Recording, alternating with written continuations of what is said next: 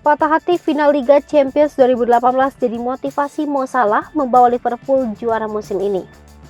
Penyerang Liverpool Mohamed Salah mengaku sangat termotivasi untuk membawa timnya juara Liga Champions musim ini setelah mengalami patah hati di final 2018.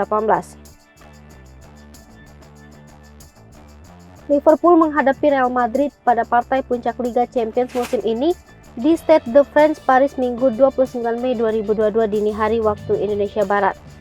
Itu merupakan ulangan final Liga Champions musim 2018 yang berujung dengan kemenangan Madrid 3-1 di Kiev, Ukraina.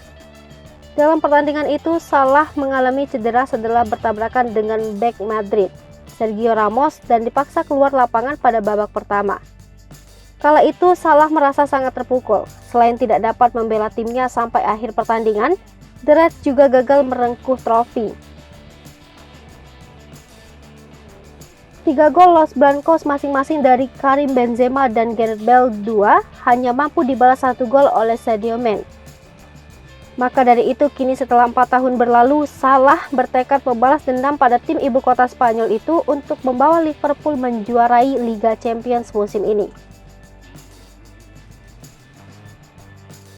Hai pemirsa Liverpool TV, jangan lupa komen, like, dan subscribe, serta tonton terus berita-berita terupdate lainnya ya.